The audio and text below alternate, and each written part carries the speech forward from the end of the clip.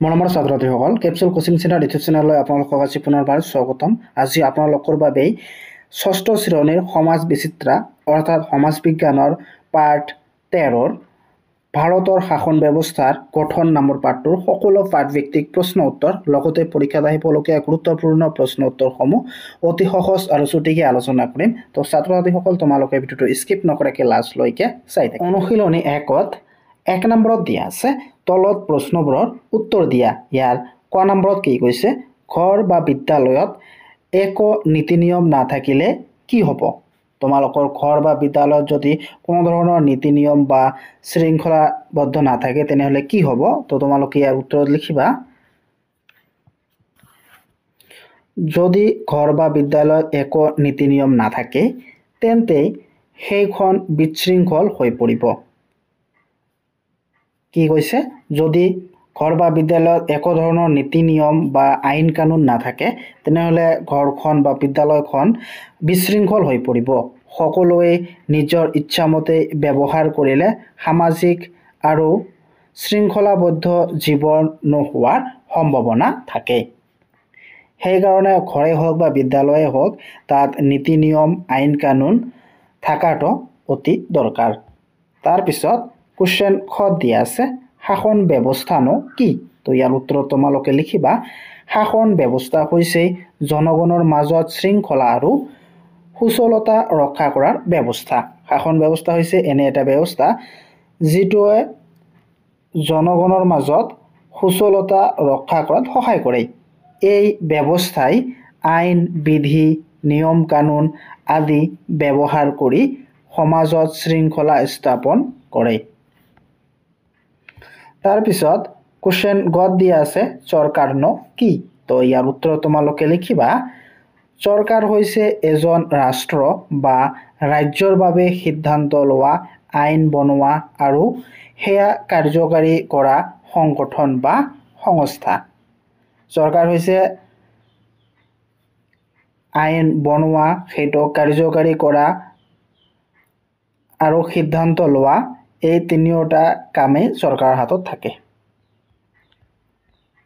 তাৰপাছত 2 নম্বৰ কুৱেশ্যনত কি কৈছে, তুমি বাস কৰা অঞ্চলটোত কি স্থানীয় প্ৰশাসন আছে আৰু তেওঁলোকে কি কি কাম কৰে?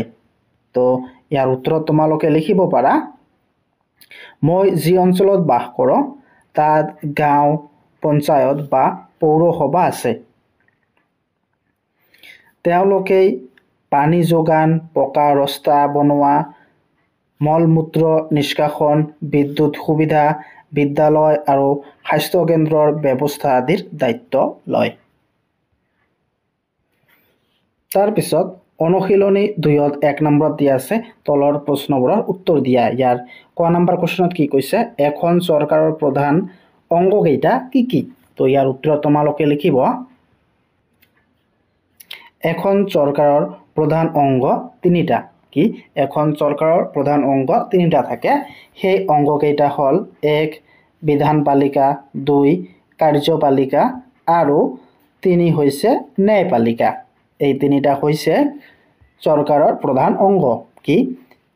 1 বিধানপালিকা, 2 কাৰ্যপালিকা আৰু 3 ন্যায়পালিকা। তাৰপিছত কুৱেশ্যন খত কি কৈছে, চৰকাৰৰ এখনৰ 3টা অংগই কেনেধৰণে কাৰ্য সম্পাদন কৰে? তো উত্তৰত তোমালোকে লিখিবা, চৰকাৰ এখনৰ 3টা অংগই নিম্নলিখিত ধৰণে কাৰ্য সম্পাদন কৰে। তো কি কি? 1 নম্বৰটো হৈছে বিধানপালিকা। বিধানপালিকাই সদায় নতুন আইন প্ৰণয়ন কৰে। কেতিয়াবা ই পুৰণি আইনৰ দ্বাৰা সংশোধন কৰে আৰু নতুন কিবা সংযোজন কৰে। এইটো হৈছে বিধানপালিকাৰ কাৰ্য। তাৰপিছত 2 নম্বৰটো হৈছে কাৰ্যপালিকা। তো কাৰ্যপালিকাই কি কৰে? বিধানপালিকাই প্ৰস্তুত কৰা আইনসমূহ কাৰ্যপালিকাই কাৰ্যকাৰী কৰে। কি? বিধানপালিকাই যিটো আইন প্ৰস্তুত কৰে এইটোই কাৰ্যপালিকাই কাৰ্যকাৰী কৰে। তো কাৰ্যপালিকাৰ কাম কি? কাৰ্যপালিকা কৰা। তাৰপিছত 3 নম্বৰটো হৈছে ন্যায়পালিকা।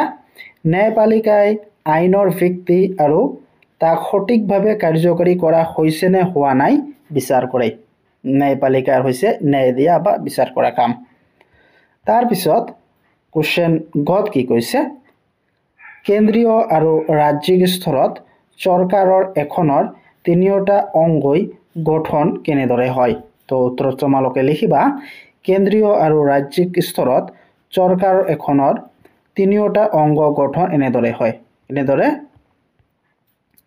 বিধানপালিকা 1 নম্বৰ বিধানপালিকা ভাৰতৰ বিধানপালিকা দুখন সদনৰে গঠিত কেন্দ্ৰীয় লোকসভা নিম্ন সদন আৰু ৰাজ্যসভা উচ্চ সদন আকৌ ৰাজ্যত বিধানসভা হৈছে নিম্ন সদন আৰু বিধান পৰিষদ হৈছে উচ্চ সদন তাৰ পিছত 2 কাৰ্যপালিকা ৰাষ্ট্ৰপতি আৰু প্ৰধানমন্ত্ৰীৰ নেতৃত্বত মন্ত্ৰীসভা আৰু 3 ন্যায়পালিকা এটো হৈছে উচ্চতম ন্যায়ালয় তাৰ পিছত কোশ্চেন ঘত কি কৈছে ক্ষমতাৰ পৃথকীকৰণ বুলিলে কি বুজা তো উত্তৰত তোমালোকে কি লিখিবা তো উত্তৰত তোমালোকে লিখিবা ক্ষমতাৰ পৃথকীকৰণ বুলিলে ভাৰতৰ সংবিধানে চৰকাৰৰ তিনিটা অংগ কাৰ্যপালিকা বিধানপালিকা আৰু ন্যায়পালিকাৰ মাজত ক্ষমতা আৰু দায়িত্ব পৃথককৈ বণ্টন কৰিছে বিধানপালিকাই আইন প্ৰণয়ন কৰে কাৰ্যপালিকাই সেই আইন কাৰ্যকাৰী কৰে আৰু ন্যায়পালিকাই কোনো সমস্যা হলে তাৰ আইনগত সমাধান দিয়ে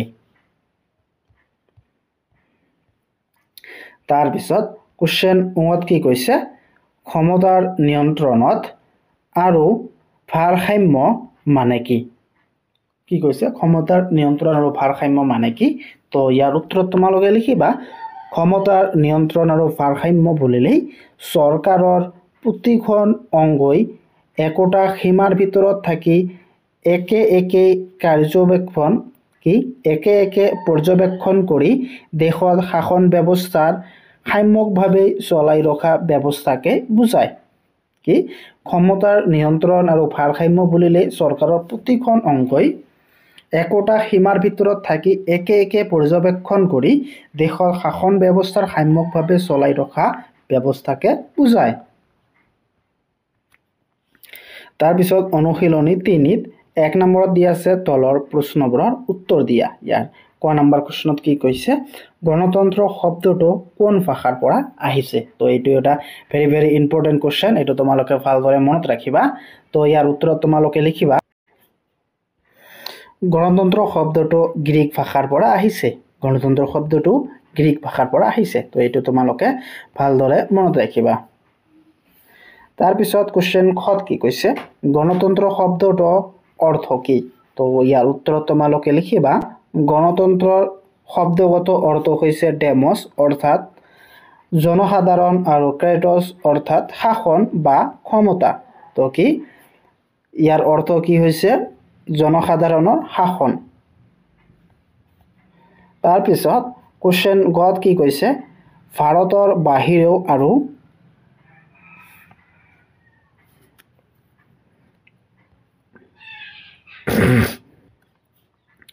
কোশ্চেন গত কি কৈছে ভাৰতৰ বাহিৰেও আৰু গণতান্ত্ৰিক শাসন ব্যৱস্থা থকা দুখনমান দেশৰ নাম লিখা আৰু সেই দেশবোৰ ৰাজধানীৰ নাম উল্লেখ কৰা প্ৰতিখন দেশৰে ভৌগোলিক অৱস্থিতিৰ মানচিত্ৰ বা গোলকত বিচাৰি উলিওৱা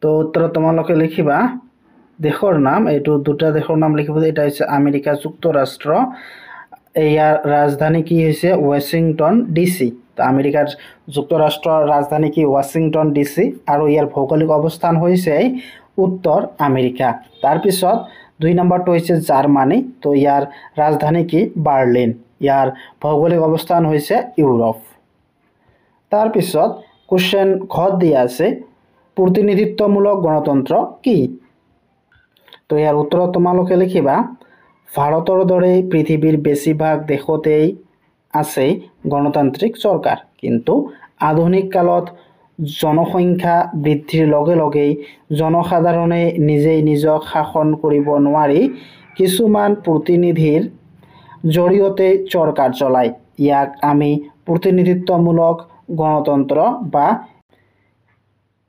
ৰিপ্ৰেজেন্টেটিভ ডেমক্ৰেসি বুলি কওঁ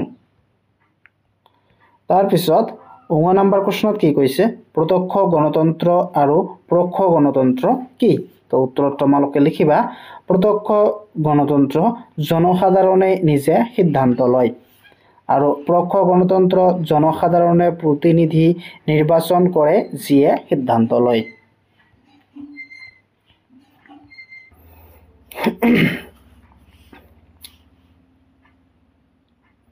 তাৰপিছত কোৱেশ্চনছত কি কৈছে তৃণমূল গণতন্ত্ৰ কি তো ইয়াৰ উত্তৰত তোমালোকে লিখিবা জনসাধাৰণে স্থানীয় প্ৰশাসনত প্ৰত্যক্ষভাৱে সহযোগ কৰাকেই তৃণমূল গণতন্ত্ৰ বা গ্ৰাছৰুটছ ডেমক্ৰেসি বুলি কোৱা হয় প্ৰকৃততে এই গণতন্ত্ৰ জনসাধাৰণৰ নিজস্ব মতামতৰ স্থান থাকে